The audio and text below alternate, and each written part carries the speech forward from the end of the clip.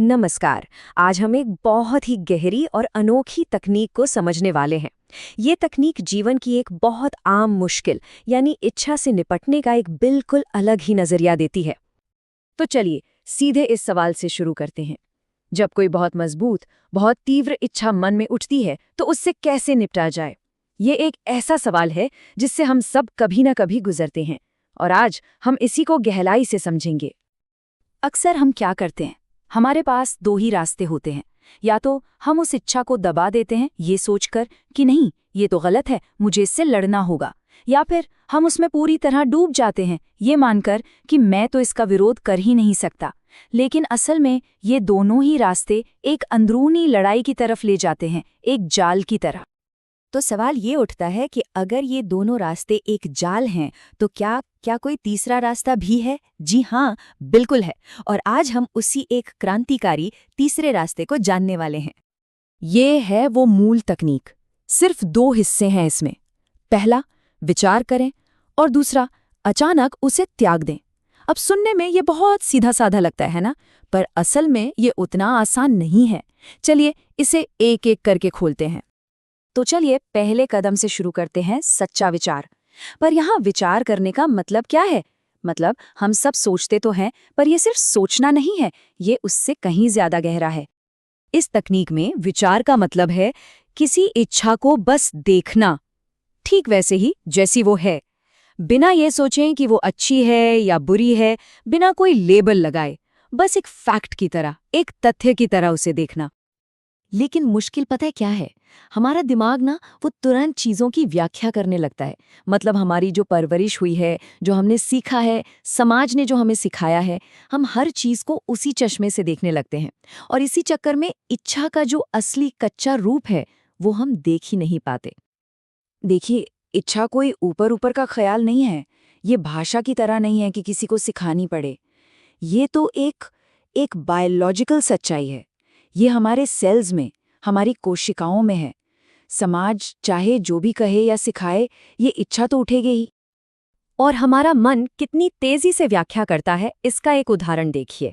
जैसे ही कोई सेक्स शब्द सुनता है, मन तुरंत पक्ष या विपक्ष में एक राय बना लेता है। या फिर कोई दूसरा शक्तिशाली शब्द लीजिए, जैसे यहूदी। सुनते ही हमारी जिंदगी भर की कंडीशनिंग और सिखाई हुई बातें सामने आ जाती हैं। और ये सिर्फ सांस्कृतिक कंडीशनिंग की बात नहीं है। जरा सोचिए, नींबू का रस, ये सुनते ही मुंह में पानी आ सकता है। मतलब मन ने तो अपना काम कर दिया, शरीर ने भी रिएक्ट कर दिया, इससे पहले कि हम सच में उस पर विचार कर पाते। अच्छा, तो मान लीजिए हमने बिना जजमेंट के इच्छा को देख लिया, उसका अवलोकन कर लिया। अब आता है दूसरा और ज्यादा एक्टिव स्टेप, अचानक त्याग। और हाँ, ये समझना बहुत बहुत जरूरी है कि ये दमन यानी सप्रेशन बिल्कुल नहीं है। यहाँ जो सबसे जरूरी शब्द है वो है अचानक।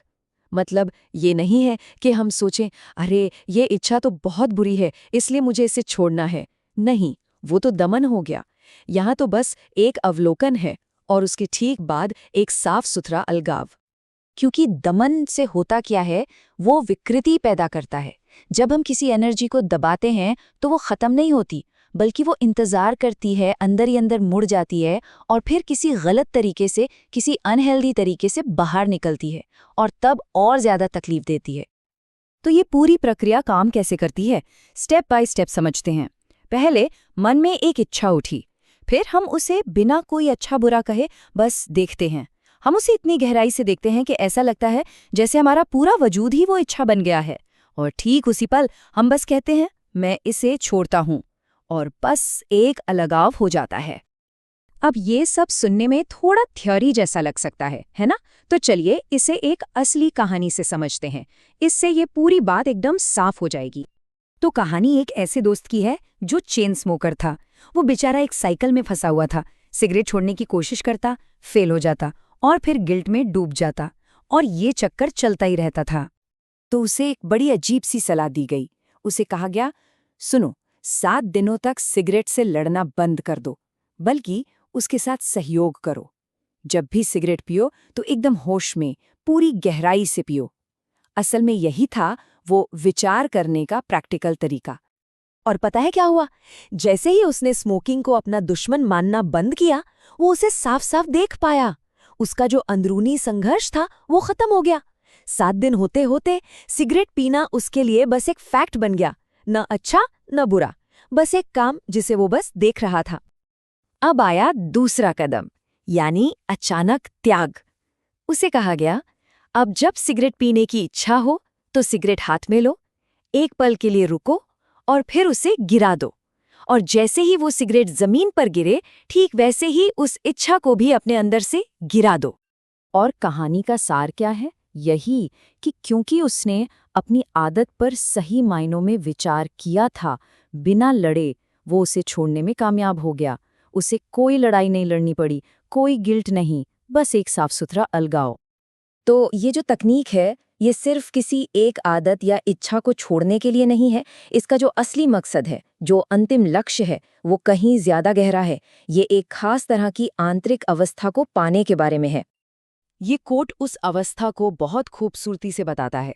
सोचिए, शरीर में शायद जुनून की लहरें उठ रही हैं, वो छटपटा रहा है, लेकिन अंदर जो केंद्र है वो एकदम शांत है। वो बस देख रहा है, कोई लड़ाई नहीं, कोई संघर्ष नहीं, बस एक अलगाव। और आखिर में ये पूरी बात हमें एक बहुत गहरे सवाल पर लाकर छोड़ देती है।